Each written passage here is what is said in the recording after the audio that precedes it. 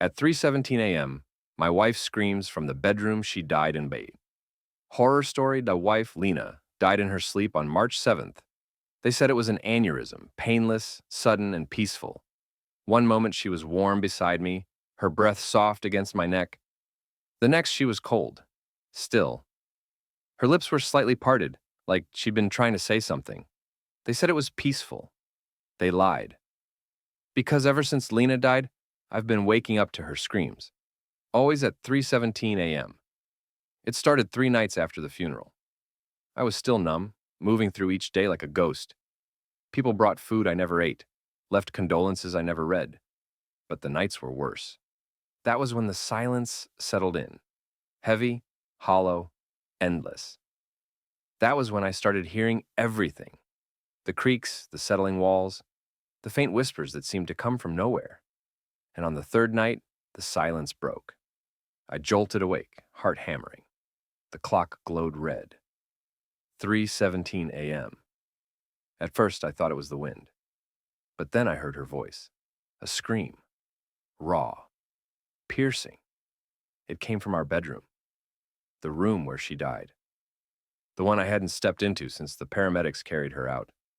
I told myself it was a dream, until it happened again the next night. And the night after that. It wasn't just the screaming, it was everything else that followed. Her toothbrush, wet. Her perfume lingering faintly in the hallway. The bed creased as though someone had slept in it. Sometimes I'd find the sheets rumpled, the pillow indented where her head used to rest. I thought I was losing my mind. Grief does that.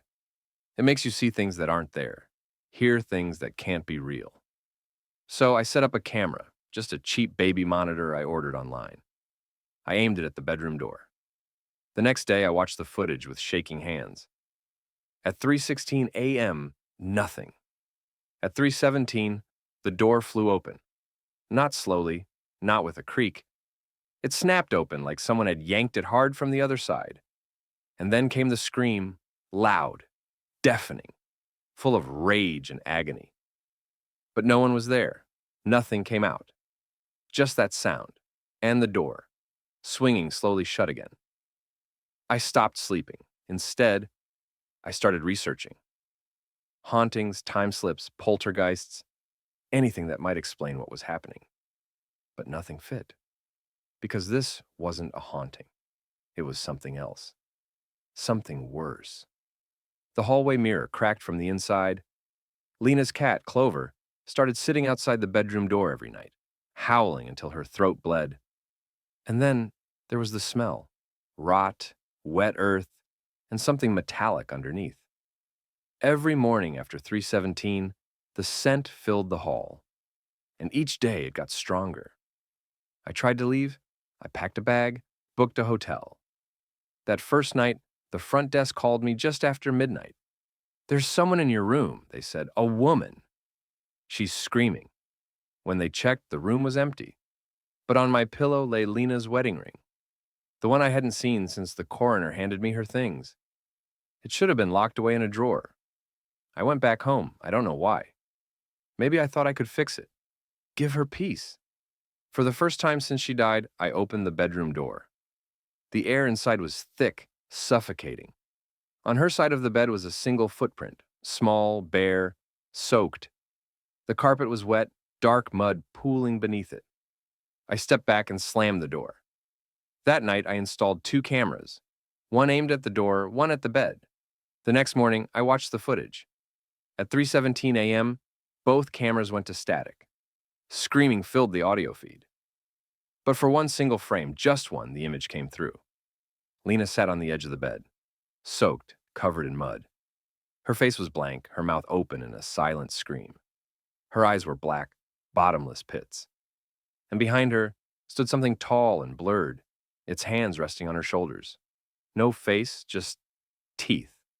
Hundreds of them. All smiling. I called a priest. He refused to step inside the house, said he'd never felt anything like it. "This isn't a haunting," he whispered.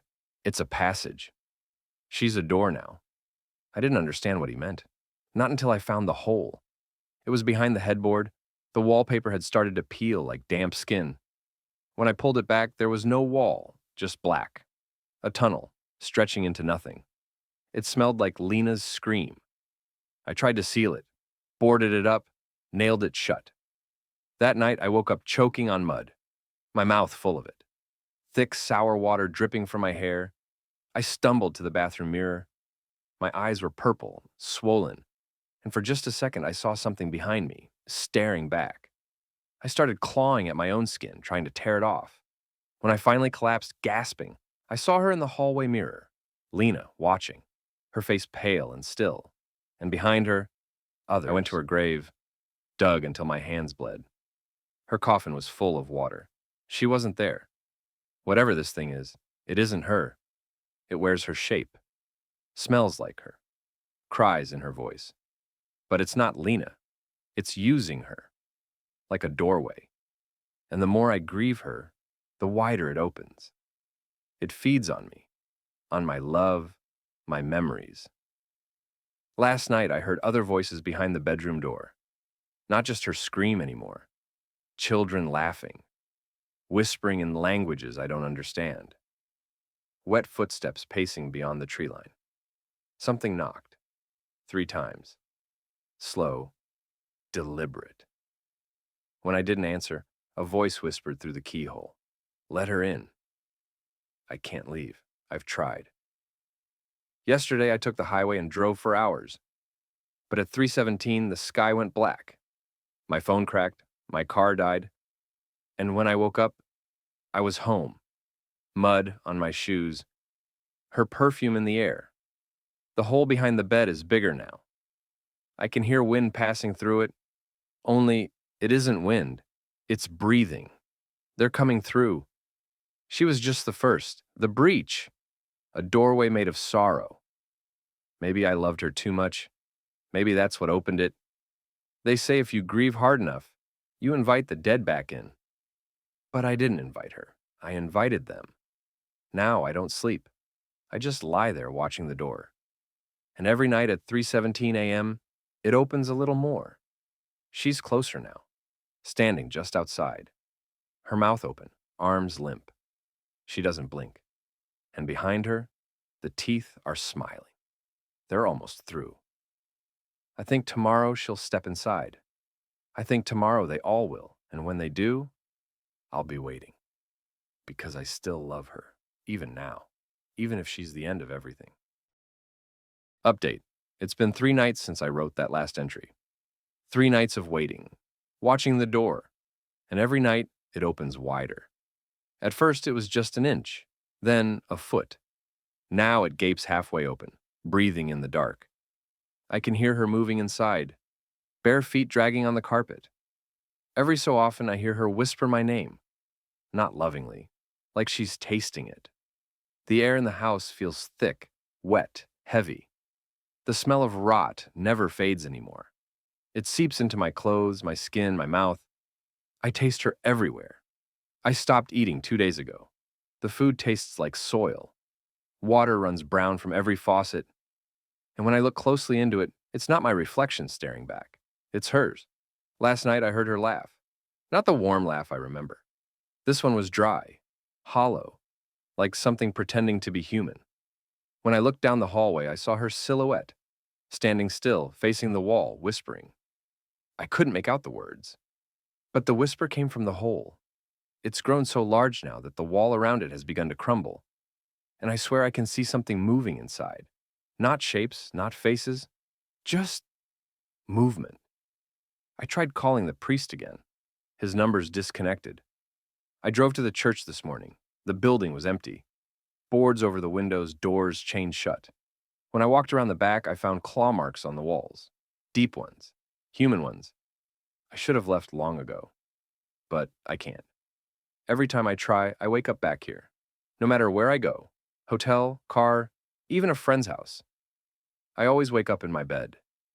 3:17 a.m., her perfume in the air, mud on the floor. Last night, I thought I heard my own voice calling from inside the bedroom. I turned on the camera again, sat in the dark, watching the feed on my phone. At 3:16, nothing. At 3:17, me. I was sitting on the edge of the bed, except I was in the hallway, watching it live. The me on camera slowly turned toward the lens, smiling, and my phone went black. I don't know what's real anymore. The mirrors don't show me the same thing twice. Sometimes they show the room as it was before Lena died. Sunlight, flowers, her laughter echoing through it. And then, in a blink, it's gone. The room's empty again. Rotting. This morning, the hole spoke. Not words at first, just breathing. Then a low voice, like a chorus underwater. It said, "You opened her?" Then laughter. Dozens of voices. Some sounded like children, some sounded like me. I tried to cover my ears, but the sound came from inside my head. The walls are wet now. When I touch them, they pulse. Slow, rhythmic. When I touch them,